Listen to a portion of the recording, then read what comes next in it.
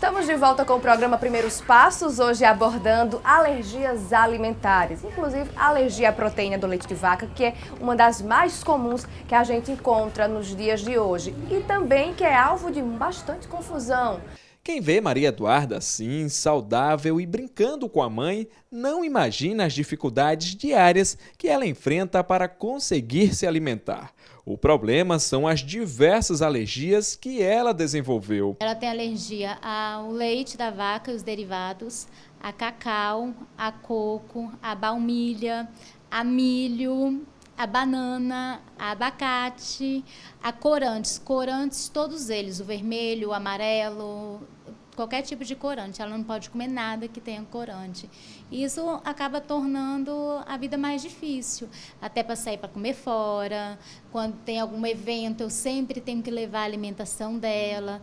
Só que até todas essas alergias alimentares serem diagnosticadas, foram inúmeras visitas ao médico e muito sofrimento. A Maria Eduarda, ela sempre teve muito problemas de crises de urticárias, mas sempre foi associada à alergia respiratória.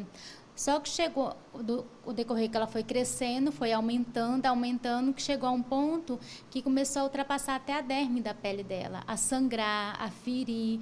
Eu passei por vários médicos aqui em João Pessoa e ninguém descobria. Até que há 6 meses atrás, um médico falou, não, isso não é normal. Ele olhou para ela e falou, ela tem a PLV e ela é alérgica a outras coisas. Porque foi quando ele viu os ferimentos que ela estava, que já tinha ultrapassado a derme da pele dela. Aí foi quando ele fez os testes, aí deu, além de ser a PLV, que ela é alergia a coco, a cacau, a banana, a vários outros alimentos. Maria Eduarda lembra direitinho que já passou cada vez que comeu o que não poderia. O que você sentia quando você comia essas coisas? Dor de cabeça e coceira. Todos esses sintomas que Maria Eduarda já sentiu também já foram compartilhados por milhares de pessoas. Afinal, a alergia alimentar é um mal que atinge 6% das crianças e 3% dos adultos aqui no país, segundo a Associação Brasileira de Alergia. Por isso, Carla teve que mudar completamente o cardápio da família. Mas encontrar os produtos que a filha pode consumir não é nada fácil. Eu te diria que é mais do que difícil, porque nós não temos muitas opções. Nós temos pouquíssimas lojas aqui em João Pessoa habilitadas a isso. Você encontra muito assim, fulaninho faz em casa, mas você não vai confiar no fulaninho que faz em casa, porque você não sabe se o local é totalmente esterilizado. Entendeu? Aí a gente vamos geralmente nas lojas específicas para poder comprar. E supermercado, então, é impossível, porque nós vamos ler os rótulos e às vezes não entendemos nada do que está escrito, temos que ligar no saque. Minha filha já foi parar no hospital várias vezes por conta de alergia. E muita gente ainda tem a falta de informação ainda é muito grande. Muita gente ainda confunde o APLV com intolerância à lactose. Ela ganhou um chocolate que era de lactose. Aí falaram para ela, Duda, esse você pode comer, porque esse foi feito especial para você. Aí ela, mas eu tenho uma PLV. Falou, não, mas esse não tem lactose, você pode. Ela é uma criança de 6 anos, ela comeu, chegou em casa passando mal e foi parar no hospital. Pois é, agora a gente vai continuar o nosso bate-papo com a doutora Ana Carla Medeiros, que está esclarecendo esses temas para a gente. Na primeira fase de vida, doutora Ana Carla, existe casos de intolerância à lactose? Intolerância à lactose na primeira infância, até os 6 meses de idade, realmente é uma coisa extremamente rara. Por quê? Porque a lactose é o açúcar do leite de mamíferos. Então eu vou ter a lactose tanto no leite de vaca, mas também no leite humano, no da cabra, do peixe-boi, de qualquer mamífero, jumenta, como o pessoal antigamente ministrava leites diferentes para crianças que eles supunham que tinham alergia ou intolerância. Então lactose eu vou encontrar em todos esses leites. E seria muito estranho se a gente tivesse uma intolerância à lactose nos primeiros 6 meses de vida, porque a maioria das crianças que tivessem intolerância à lactose, na hora que amamentassem, iriam desencadear sintomas. Uhum. Então, intolerância à lactose realmente nos primeiros 6 meses é uma patologia extremamente rara, que pode acontecer sim, quando eu tenho, por exemplo, uma diarreia importante nessa criancinha abaixo de 6 meses, onde eu vou ter uma destruição da mucosa do intestino, ou seja, da pelezinha que reveste o intestino, porque é nessa mucosa do intestino que eu vou ter a enzima que é responsável por quebrar o açúcar lactose em glicose e galactose, que vão ser absorvidos pelo intestino e que vão servir para todos os processos energéticos do corpo humano. Quando eu não tenho a lactase, que é essa enzima, o que é que vai acontecer com essa lactose? Ela não vai ser absorvida, ela vai continuar dentro do intestino, ela vai sofrer processos de fermentação, levando à produção de gases e dando sintomas como diarreia, distensão abdominal, cólica, náuseas, vômitos, empachamento. Então, os sintomas da intolerância à lactose, eles são devidos à ausência dessa enzima que chama lactase, que não quebra a lactose. Quando eu tenho uma diarreia importante com perda da mucosa intestinal, mesmo em crianças com baixa idade, eu vou ter a destruição das células onde está presente a lactase, que é a enzima. E isso faz com que eu possa desenvolver por um período de tempo relativamente curto, até eu ter uma recuperação dessa mucosa, uma intolerância transitória à lactose. Na hora que eu tenho a recuperação da mucosa, a intolerância normaliza. Isso, geralmente, a intolerância à lactose, ela é uma patologia que acomete mais a criança maior e o adulto. Porque existem alguns indivíduos... E ela acompanharia o indivíduo ao longo da vida? Acompanha o indivíduo ao longo da vida. Por quê? Porque na intolerância real à lactose, o que existe é uma determinação genética que alguns indivíduos têm de não produzir a lactose em grande quantidade por longos períodos de tempo.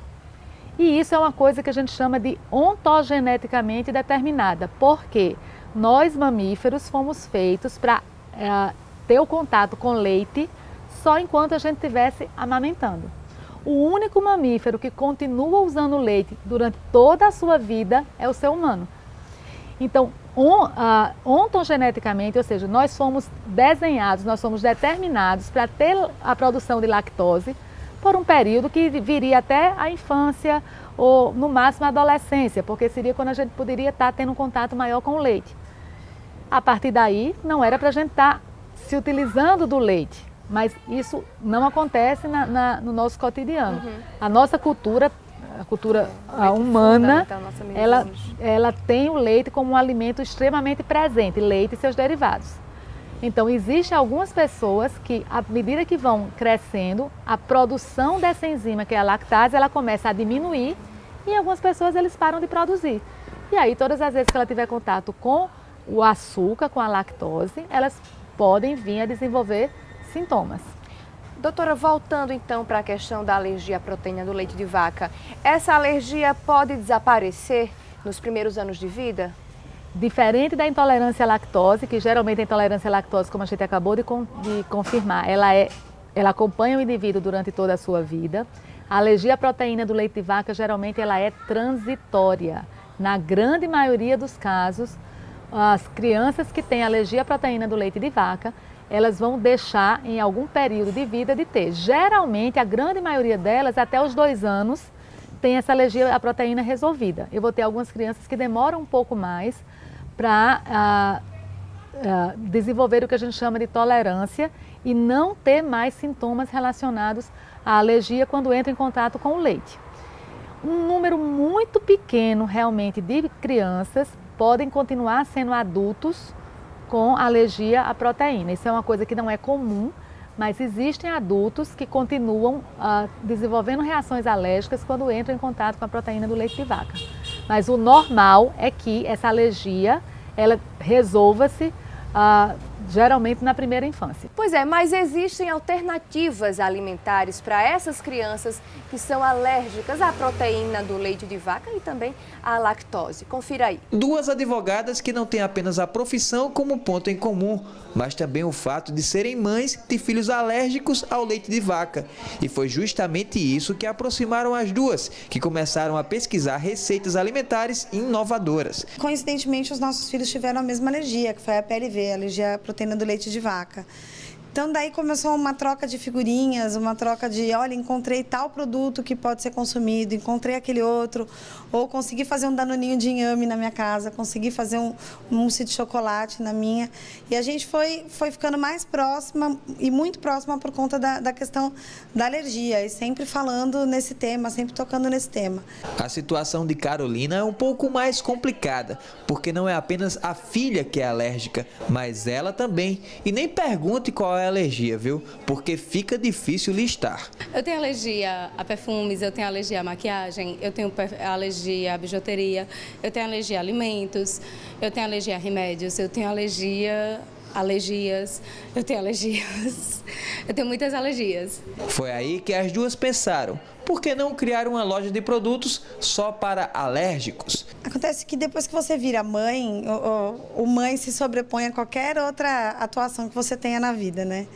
E aí a gente se conheceu num grupo de pós-parto, um grupo de WhatsApp, e a gente teve muitas afinidades e começou a se encontrar extra-grupo, os filhos estudando, ficavam no mesmo berçário e tudo mais. A loja funciona no bairro de Manaíra e basta entrar aqui para ter noção da quantidade de alergias que perturbam a vida das pessoas, desde as mais comuns até as mais raras, para quem tem intolerância a leite animal, a chocolates, queijos e muitos outros produtos feitos com leite vegetal. Há também alimentos sem glúten e pão de queijo sem queijo. A ideia é oferecer alternativas a quem geralmente não tem tantas alternativas. Esta nutricionista lembra que nem sempre é fácil para quem é alérgico encontrar alimentos disponíveis. A alergia à lactose, ao leite em geral, é bem pior, é bem mais perigosa. A intolerância, os sintomas são um pouco menos agressivos. Mas estão chegando pessoas que têm essa intolerância à lactose e não podem ingerir leite e derivados. E aí o que é que elas fazem? Como é que elas vão proceder, né? Então, eu sugiro que essa pessoa troque, exclua o leite, né? Mas, como tem aquele apego sentimental até às vezes, porque nós somos mamíferos, né?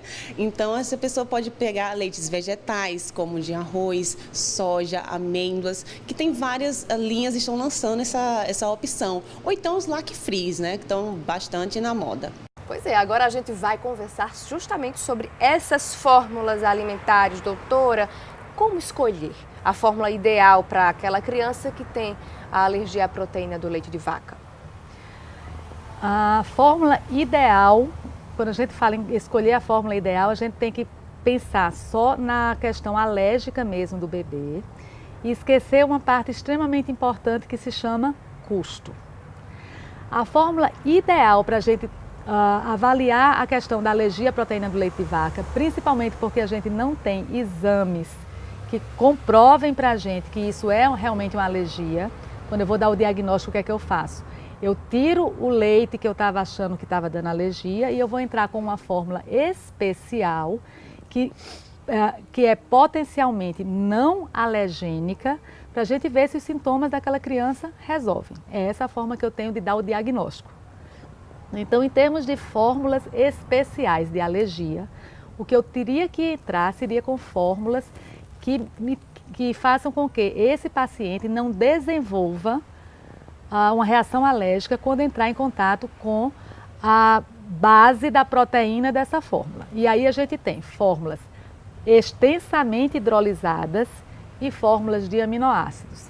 Esses dois tipos de fórmulas são as fórmulas de tratamento. Quando eu falo em tratamento de alergia à proteína do leite de vaca, eu tenho que pensar em fórmulas de aminoácidos. Fórmulas de aminoácidos são fórmulas onde a proteína do leite ela é quebrada na sua essência, vamos dizer, o tijolinho menor que vai constituir a proteína. Esses aminoácidos, como eles são pedaços muito pequenos, eles não têm um potencial de induzir a uma reação alérgica. As fórmulas de aminoácidos são ditas como fórmulas nas quais 100% das crianças às quais elas são administradas não vão desenvolver nenhum sintoma de alergia. Doutora, 100%? 100%, embora medicina não exista o sempre. Então, é extremamente raro, pode acontecer, mas realmente é extremamente raro, raríssimo, você ter uma alergia a uma fórmula de aminoácido.